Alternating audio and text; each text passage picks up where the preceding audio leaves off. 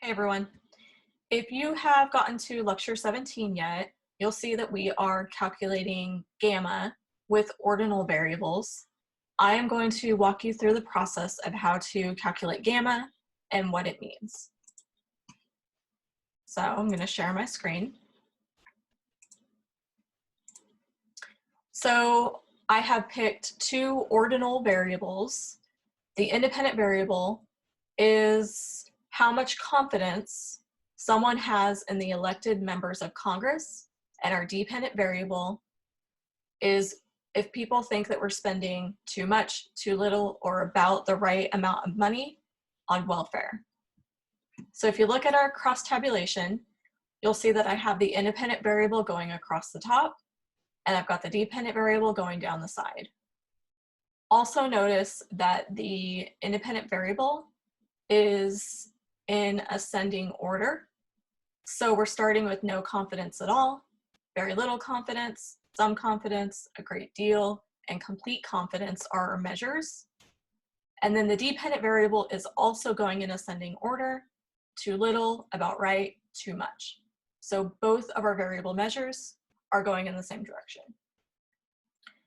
So to calculate gamma, we are going to use this equation, the summation of the frequency of agreements minus the summation of the frequency of inversions divided by the summation of frequency of agreements plus the summation of frequency of inversions. So to do this equation, we have to first find the summation of the frequency of agreements and inversions. So this is how you are going to do that. So looking at our crosstab, we are going to go cell by cell to add up the frequencies both directions. So we're starting with the frequency of agreements. So we're going to start in the very top left-hand corner in the cell that's 29. So you'll see that we're starting with people that have no confidence at all in Congress and people that think that we spend too little money on welfare. And then we're going to go across the crosstab. So our original cell, 29. We're going to take our original cell 29 times adding up all the other cells in the agreement. So to do this, you're going to look for the cells that are beneath and to the right of that original 29 cell. We're not looking at the cells directly under 29, and we're not looking at the cells directly across 29. We're going catty corner.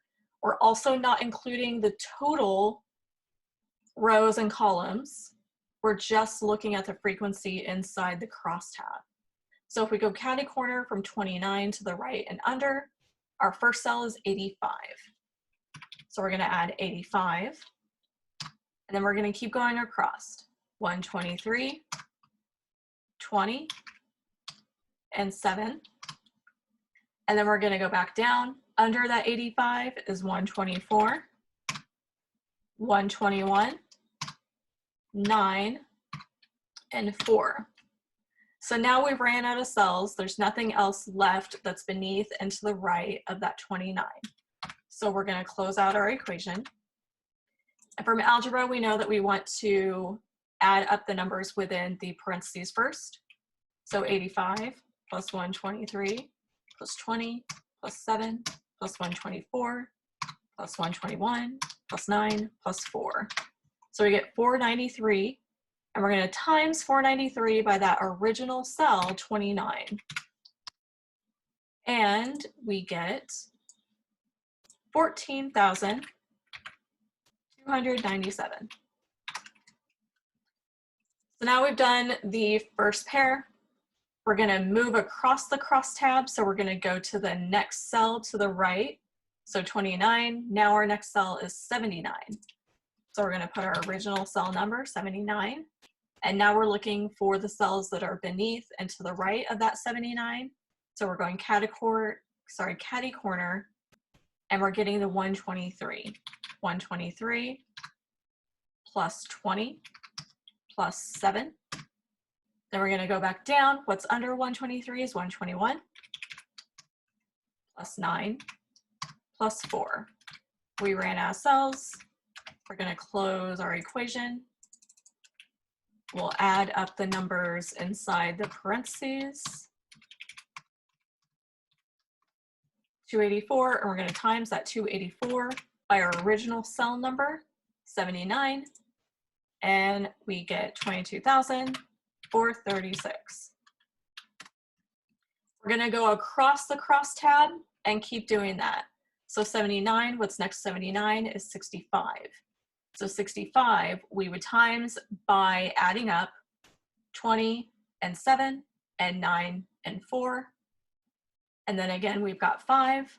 So there's only 2 cells that are to the right and below 5. So we would take 5 times the sum of 7 and 4. And then you'll see we would get over to 3, but there's no cells that are beneath and to the right of 3. So we're just going to ignore it. It would be 3 times 0. We're not going to put 0 in our equation because it's just adding us unnecessary numbers. So we're just going to ignore it. So after you've done the first full top row, you're going to do the same thing, but you're going to go to the second row. So you're going to start back over on the left, underneath 29, 31 would be our original cell. Then we would take 31 times, adding up 124, 121, 9, and 4. You'd go across that middle row again, the exact same way. We would not do the bottom row for the same reason that we didn't do the top right, because there are no cells that are under and to the right of 35, 124, 121, 9, or 4. So I'm going to go ahead and finish adding up the agreements so that we can save some time. And then I'll come back with the inversions. Okay, so I've finished adding up our agreement pairs. So you'll see I have all my equations going down in order. Now to find the summation of the frequency of agreements, we're going to take all of these totals that we've gotten and we're going to add them all together. So 14,297 plus 22,436 plus 2,600 plus 55 plus 7,998 plus 11,930 plus 15,999 plus 80. We get a grand total of 60,455. 60,455. So our summation of the frequency of agreements is 60,455. So now we need to find the summation of the frequency of inversions. And how we're going to do this is the exact same way, except for in starting in the top left-hand corner of the cross tabulation, we're going to move over and start at the top right-hand corner. So the agreements, we started with no confidence at all and too little, but our inversions were going the opposite direction. So we're going to start with too little, but complete confidence. And then we're going to work our way down and to the left of the crosstab. So if we started with our original cell of 3, we'd go down and to the left. So we'd be looking at 20 plus 123 plus 85 plus 31. We're going to go back down under 20. So we've got 9 plus 121 plus 124 plus 35. We've ran out of cells. We're going to close our equation. We're going to add up the numbers within the parentheses first.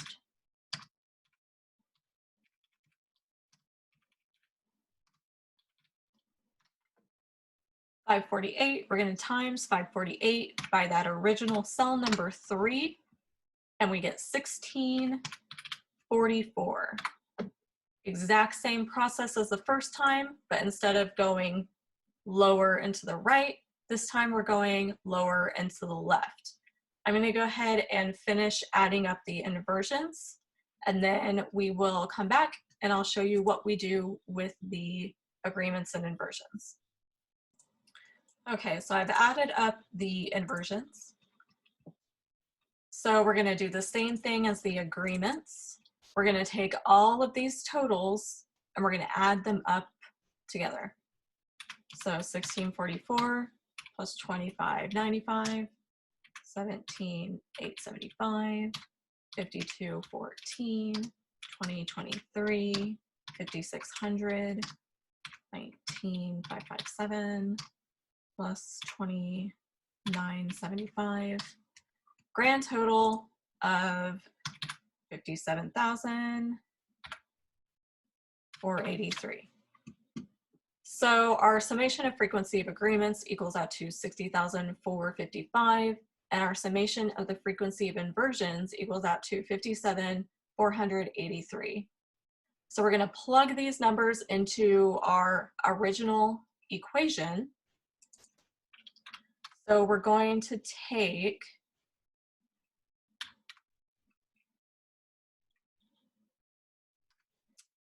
sorry, 60,455 minus the inversions, 57,483.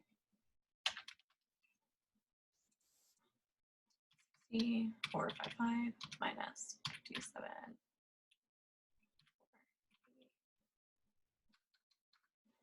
Sorry, 57,480. 83.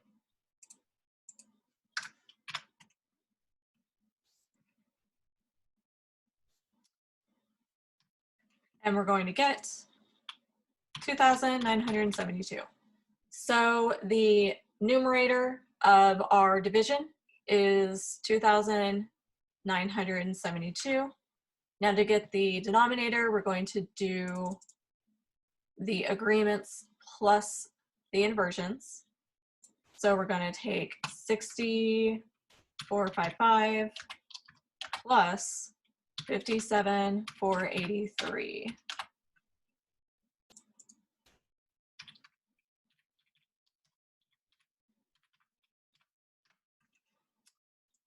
And we get 117,938.